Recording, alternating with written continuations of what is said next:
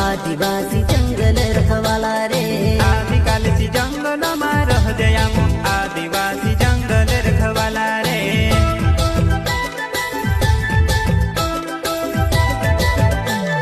चल जंगल जमीन काज पूजे रे, आदिवासी दुनिया ने रखवाला रे।